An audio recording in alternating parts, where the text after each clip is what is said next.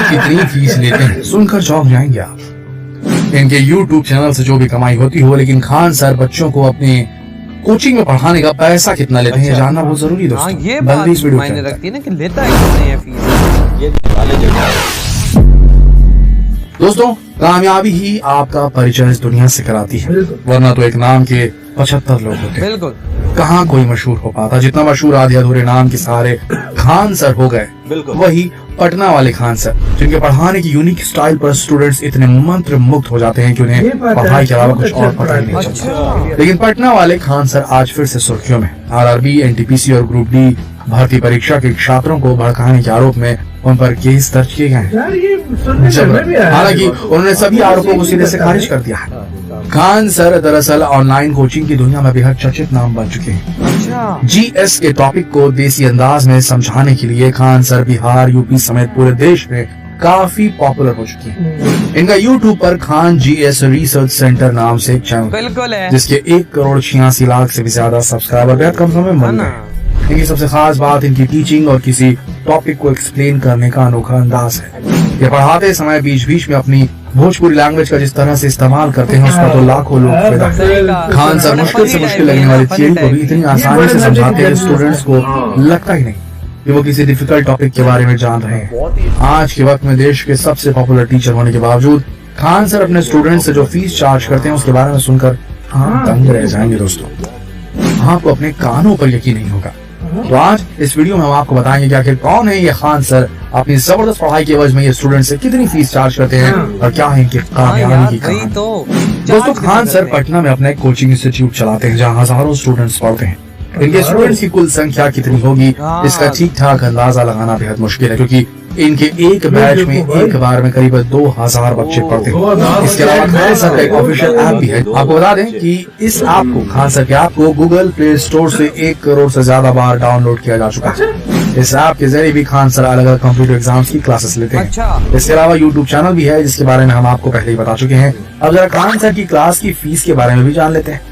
तो बता दें दोस्तों, ये सुनकर आपको क्या किसी को भी अपने कानों पर यकीन नहीं होगा जब आप ये सुनेंगे कि खान सर अपने ज्यादातर स्टूडेंट से किसी एक कॉम्पिटिटिव एग्जाम या फिर किसी एक सब्जेक्ट के पूरे कोर्स की फीस महज 200 से 250 रुपए ही चार्ज करते हैं। कई कोर्स तो ऐसे हैं जिसकी फीस 100 या 150 रुपए होती है। खान सर 16 से 18 सब्जेक्ट पढ़ाते हैं और अगर कोई स्टूडेंट सभी सब्जेक्ट पढ़ना चाहता है तो उसे सिर्फ 8,000 रुपए बतौर फीस जमा करनी होती है। यानी जब एग्जाम की तैयारी दूसरे कोचिंग इंस्टीट्यूट 70,000 से 1 लाख रुपए लेकर कराते, वो कोर्स खान सर 250 रुपए में ही करा देते हैं। जब खान सर ने अपना ऑफिशियल ऐप लॉन्च किया, तब इन्होंने पहले 10,000 स्टूडेंट से सिर्फ 11 रुपए फीस चार्ज की थी। इसके बाद करीब 90,000 स्टूडेंट से सिर्फ 99 रुपए की फीस ली गई थी और उसके बाद रजिस्टर होने वाले स्टूडेंट से 200 रुपए फीस में अलग अलग कोर्स कर रहे हैं। अगर देखें तो 18% जीएसटी काटकर खान सर एक स्टूडेंट को सिर्फ 100 रुपए की फीस में प्रतियोगी परीक्षाओं की तैयारी करा है। जहाँ दूसरे टीचर या कोचिंग इंस्टीट्यूट मोटी फीस ले लेकर धनकुबेर बनते जा रहे हैं, वहीं खान सर एक तरह से समाज सेवा या देश सेवा ही कर रहे हैं। कैसे इसे समझाने के लिए हमें खान सर के अतीत में झांकना होगा, उसे थोड़ा डिटेल में समझना होगा दोस्तों। जिन्हें हम खान सर के नाम से जानते हैं, उन्होंने अपना पूरा नाम तो अब तक अपने स्टूडेंट्स के साथ शेयर नहीं किया। हाँ, कुछ दिनों पहले इनके नाम को लेकर काफी विवाद मचा, तो स्टूडेंट्स ने भी इनका असली नाम जानने की ख्वाहिश जताई। जानते खान सर ने क्या जवाब दिया? उन्होंने कहा कि आपको अगर कुछ सीखना है तो मेरी कहानी से सीखिए, मेरी मेहनत से सीखिए, मेरे नाम में भला क्या रखा है। हालांकि विवाद के बीच खान सर के कुछ परिचितों ने इनका असली नाम फैजल खान बताया था। खैर, खान सर का जन्म उत्तर प्रदेश के गोरखपुर में एक मिडिल क्लास फैमिली में हुआ था। बचपन में पढ़ाई में इनकी कुछ खास दिलचस्पी भी नहीं थी, लेकिन 8वीं क्लास के बाद उन्हें एहसास हुआ कि कामयाब होना है तो पढ़ाई बहुत जरूरी। इसके बाद से इन्होंने अपनी मेहनत के बूते खुद को पढ़ाई में अव्वल बना लिया। खान सर के पिता फौज में थे, इसलिए बचपन से इनका एक ही सपना था, फौज में जाकर देश की सेवा करना। इन्होंने एनडीए की परीक्षा बहुत अच्छे नंबरों से पास कर ली, लेकिन इनका सिलेक्शन नहीं हो पाया। वजह बनी इनकी फिटनेस। खान सर के हाथ थोड़ा ये कहें कि हाथों का एंगल ऐसा था जिसकी वजह से इन्हें फौज के हाथ से अनफिट करा दिया गया। खान सर का सपना टूटा तो जिंदगी अंधेरे में गुम होने लगी, क्योंकि देश सेवा का इनका सपना चकनाचूर हो गया था। फिर घर वालों ने इन्हें हिम्मत दी और समझाया कि तुम चाहो तो दूसरे कई तरीकों से भी देश की सेवा कर सकते हो। इसके बाद जब भी खान सर किसी बच्चे को मजदूरी करते देखते, गरीबी की वजह से पढ़ाई बीच में ही छोड़ते देखते, तो वो इन बातों को पचा नहीं पाते थे। अब यहीं से शुरुआत हुई उनके खान सर बनने की अद्भुत कहानी। अच्छा तो दोस्तों अब आप शायद समझ रहे होंगे कि आखिर क्यों खान सर इतने पॉपुलर होने के बाद भी इतनी कम फीस क्यों लेते हैं। क्योंकि शिक्षा के बहाने वो असल में अपनी कमाई नहीं बल्कि देश की सेवा ही तो कर रहे हैं। खैर अब खान सर ग्रेजुएशन के बाद पटना चले जाते हैं और एक कोचिंग में पढ़ाना शुरू कर देते हैं। वहाँ पढ़ने वाले बच्चों की तादाद काफी कम थी, लेकिन खान सर के आ जाने के बाद से बच्चों की संख्या लगातार बढ़ती चली गई। खान सर ने अपने एक इंटरव्यू में बताया था कि उनकी पॉपुलैरिटी को बढ़ता देख कोचिंग मालिक ने उन्हें कहा कि आप अपना पूरा नाम या फोन नंबर किसी को नहीं बताएंगे। खान सर इसके लिए तुरंत राजी हो गए, लेकिन उनके अंदर पढ़ाने का जो कीड़ा पनप रहा था उसे वो रोक नहीं पाते थे। एक ही क्लास में वो बच्चों को कई सारे सब्जेक्ट पढ़ा दिया करते थे, जो बात कोचिंग संचालक को हजम नहीं हो रही थी। आखिरकार कुछ टसल के बाद खान सर ने वो कोचिंग छोड़ दी। ये सिलसिला कुछ और कोचिंग संस्थानों तक चला।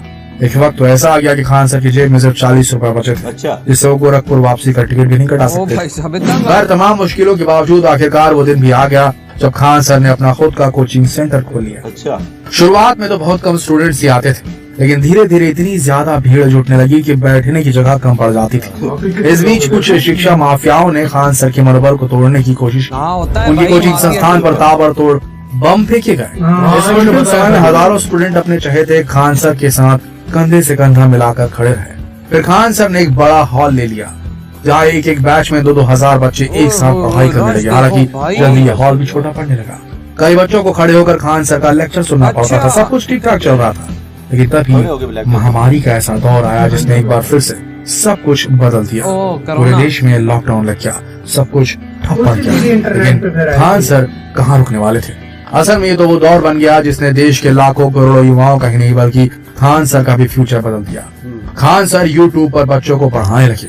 ऑनलाइन पढ़ाई का एक फायदा ये भी हुआ कि अब स्टूडेंट्स को दूर दूर से आकर इनकी कोचिंग में क्लास नहीं अटेंड करनी पड़ती थी, न ही किसी को खड़े होकर खान सर का लेक्चर सुनना पड़ता था। हालांकि शुरू में लोग इनको इग्नोर कर रहे थे, लेकिन जो भी एक बार यूट्यूब पर इनको पढ़ाते देख लेता वो इनका फैन बन जाता था।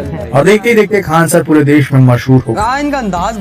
दोस्तों एजुकेशन शिक्षा एक गुरु का दिया हुआ वो ज्ञान है जिससे उसके स्टूडेंट उसके छात्र जिंदगी जीने का तरीका सीखते थे प्राचीन काल में। लेकिन आज के वक्त में शिक्षा माफियाओं ने एजुकेशन को बिजनेस बना डाला है। लेकिन आज भी कुछ गुरु जिंदा है इस धरती पर। खान सर जैसे कुछ ही लोग हैं जिनकी वजह से ये आज भी समाज सेवा या देश सेवा का एक जरिया बना हुआ है। इसलिए ऐसे टीचर जहाँ दिख जाए उनका नाम मत पूछो यार, दिल से सलाम करो। क्या बोलना चाहे शेयर करो ये वीडियो फेसबुक पर, व्हाट्सएप पर, यूट्यूब पर, ताकि खान सर की कहानी हर भारतीय तक पहुंचे और जितने भी शिक्षक आपके क्षेत्र में इस किस्म खान सर की तरह जो देश सेवा कर रहे हैं उनके नाम इस वीडियो के कमेंट सेक्शन में जरूर लिखें और जितना हो सके इस वीडियो को शेयर करें फेसबुक पर, व्हाट्सएप पर। सोचा होगा कि भाई हम लोगों ने स्टूडेंट ये कर मेरे ख्याल से कुछ जलाया मिलाया भी है स्टूडेंट्स ने, कोई टीरेन के डब्बे शब्बे कुछ इस तरह कुछ सीन किया उन्होंने। अब लेकिन खान सर ने ये तो नहीं बोला कि जाके भाई तुम ट्रेन के डब्बे